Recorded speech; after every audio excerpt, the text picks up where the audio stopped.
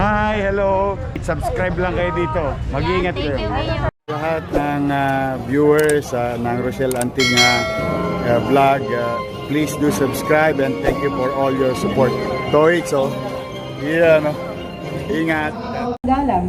Ngayon, nais ko pong ipakilala ang aming Board Secretary, Attorney Nolen B. Endaya.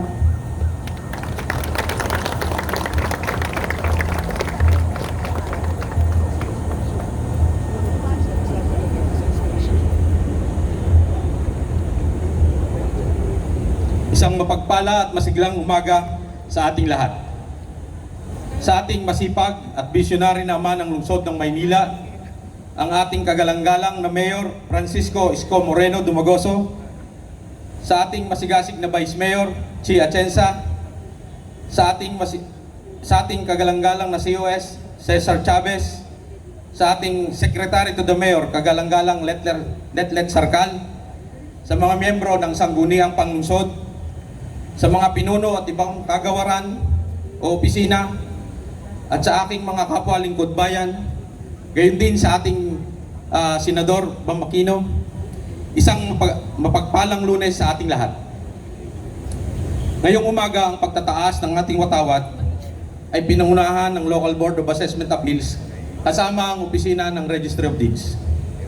Bagamat ang aming tanggapan ay madalas na nasa likod ng mga teknikal na dokumento at legal na usapin, kami ay kaisa ninyo sa isang mithiin.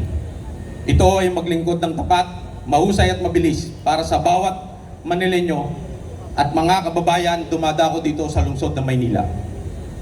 Marahil ay nagtatanong ang ilan, ano nga ba ang papel ng LBAA o ng Local Board of Assessment sa ating pamahalaan? Kami ay isang judicial body. Ibig sabihin, kami nagsisilbing parang isang hukuman na nagbibigay ng pagkakataon sa ating mga mamamayan na papakinggan ang kanilang mga hiniing tungkol sa assessment o pagbubuwis ng kanilang mga ari-arian. Kami ay tulay sa pagitan ng pamahalaan at ng mga taxpayers. Tinitiyak namin na ang bawat assessment ay makatarungan, na ayon sa batas at may due process. Naniniwala po kami na ang tunay na pag-unlad ay nakasandig sa katarungan.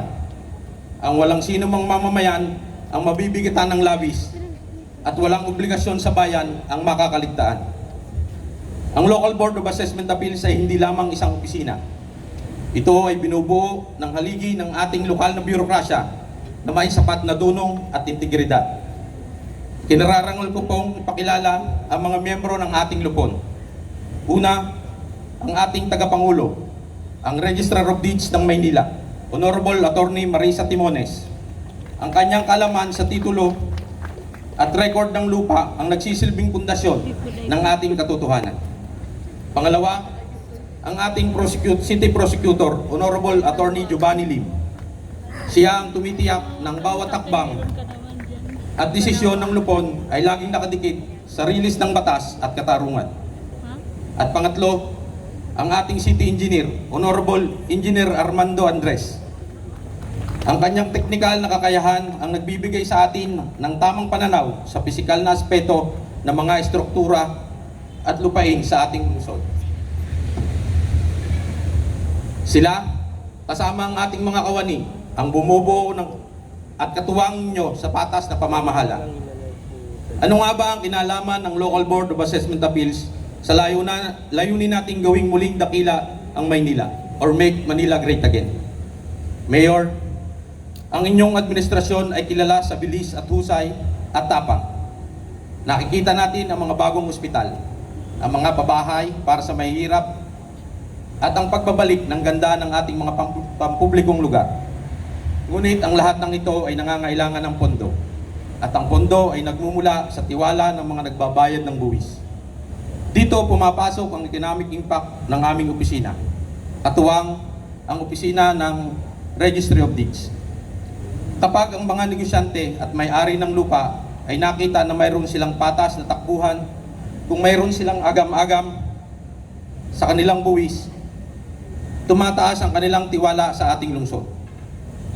Ang tiwalang ito ang naghihikayat ng higit pang mga investment. Ang katarungang binibigay namin ay nagre-resulta sa mas maayos na koleksyon ng buwis na siyang ginagamit para sa mga programa ng pamahalang lungsod ng Maynila. Mayor, ang LBAA katuwang ang Register of Deeds ay buong pusong sumusuporta sa inyong hadikain na Make Manila Great Again. Kami ay nangangako ng aming mga desisyon ay magiging mabilis, patas, at laging papanig kung ano ang tama. Hindi kami magiging hadlang sa pagunlad. Bagkus, kami ang magiging matibay na pundasyon ng inyong reforma sa pananalapi. Sa pagtatapos ng seremonyang ito, naway baunin natin ang inspirasyon ng maglingkod ng may integridad.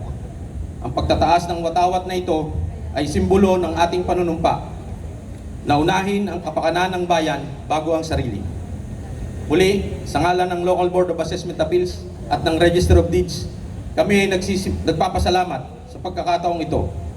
Magtrabaho tayo ng may puso para sa isang Maynila na masigla, mapayapa at tunay na dakila. Maraming salamat po. Mabuhay tayong lahat at higit sa lahat, mabuhay ang ating mahal na lungsod ng Maynila. Ngayon naman po ay nais kong tawagin ang ating mahal na ama ng Maynila para magbigay ng kanyang lingguhang mensahe sa ating lahat. Walang iba kundi ang ating butihing Mayor Francisco Isko Moreno Dumagoso.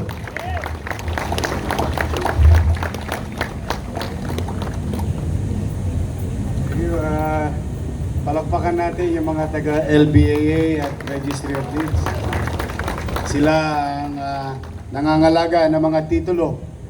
Ma'am Timones, dito ka pala. Doon ako nakatingin, nahanap kita.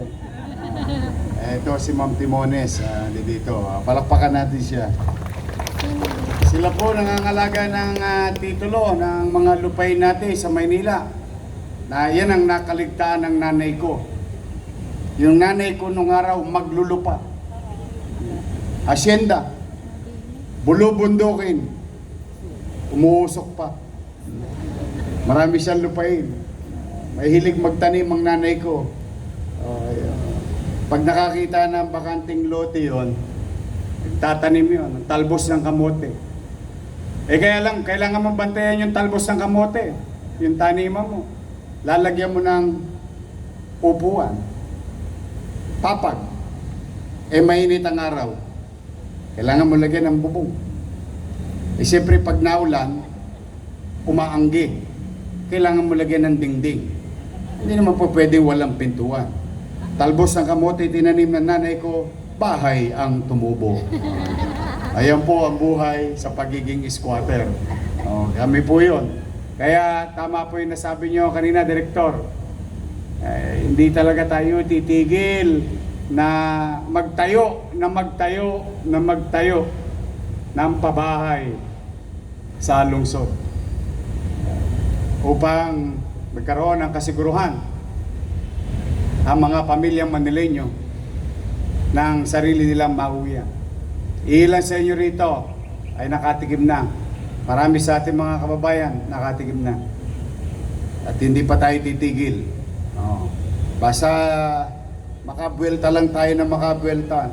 Sabi ko nga sa inyo, nakita nyo yung relo na yan. Tinawagan ko na si Tambunting Hindi pa natasan ng maayos yung relo Ipatatas ako ng ipatatas yan, may masilungan lang ang mga taong walang sariling bahay sa lungsod ng Maynila. Mahirap maging squatter.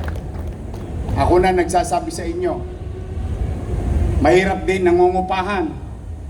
Kasusweldo mo pa lang, nagbabayad ka na kagad ng upa sa kasera mo.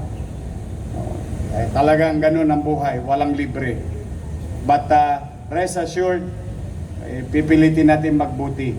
Thank you sa inyo, pati sa mga viewers nyo and followers nyo. Marami na kayong aabangan. Yes, excited Handa na ba po kayo kami. mapuyat? Yes naman, your man. Ay makapagpasalamat sa inyong lahat.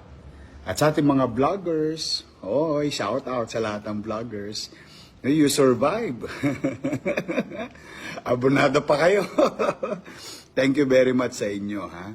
Hi, hello. Subscribe lang kayo dito. Mag-iingat kayo. Lahat ng viewers ng Rochelle Anting vlog, please do subscribe and thank you for all your support. Toits, Yeah, no. Ingat.